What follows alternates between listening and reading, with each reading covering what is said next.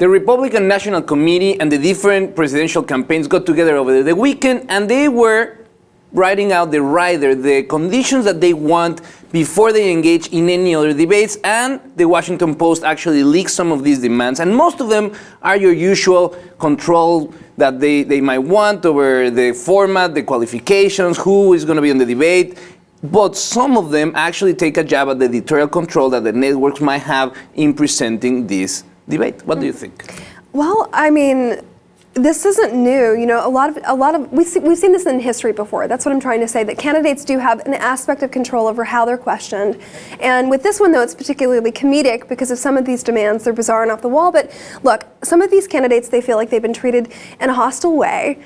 And they've made that very clear in their tweets and you know, their statements after the debate. And they're trying to sort of make this more of a campaign ad for themselves instead of, you know, having no editorial control. That's my opinion. Exactly, and I think that's very important because even President Obama came forward and actually took a jab at the candidates and said, if you guys can't handle moderators, you can't handle Putin. So I thought that it was pretty cool of him to come forward and say, come on, stop whining, because the requests go from the absurd, like keeping a room temperature of 67 degrees consistently because otherwise it's too hot for them, right, to some other that, you know, they do attack the editorial line of the networks, like we want to know who are going to be the moderators, and we're going to decide, depending on their past performances on any other debates, if we want to participate or not. I think that's a little too much control in deciding who's going to be asking the question, because that could be just setting them up for looking good. Do we know which one said that specifically, or was this a group consensus? This is a group consensus. It's kind of hidden. Exactly. Ben Ginsberg is the lawyer that has brokered the debate deals for the Republicans before. He's doing it again, and he's put together he put together this list of requests of riders that they want to make sure that things are done their way, like pre-approving all the graphics and on-screen bios that the networks might put when they come forward. They also want 30 seconds at the beginning for opening statements and at the end for closing statement, each one of them. And at the same time, they want equal time on screen. And this is one of the most scary ones, no reaction shots.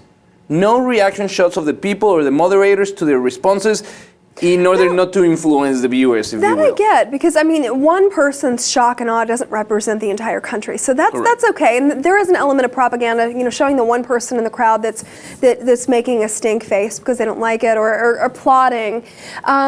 Those don't sound too diva-esque to me. They're not, you know, as diva as we've seen certain rock stars, you know, come out and. You know which one I think is the most diva-like? Manson. Yeah, well, those guys, we'll get into that. But I think the one request of the Republicans that was kind of diva-like, it was the actual request to avoid the lightning rounds. Okay. Because they want to be, you know, they don't want to answer on the spot. They don't want to have to be forced to give a possible solution to a problem in 30 seconds without having to go to the notes. Mm-hmm. Oh, I think that's kind of like, what's the point of debating? Ben Carson came forward saying, well, actually, I would prefer if the debates were not televised. Well... And that's the leading candidates of the Republicans. And he says that there's many Americans that are stupid, and he'd rather have the debates not be televised. You all are all idiots. You're not going to understand this anyway. So we just shouldn't show you. You know, just don't even watch it. Don't watch it, because who cares about the policies? Who cares about what are these guys actually going to do? Right. They want another commercial so they don't have to be questioned. And I think that's the important part of the debates. These candidates need to be questioned about how they're going to fix the problems that the citizens care about. But we want to know your opinion below. Let us know in the comments. And if you haven't, please subscribe to the Lib TV 2.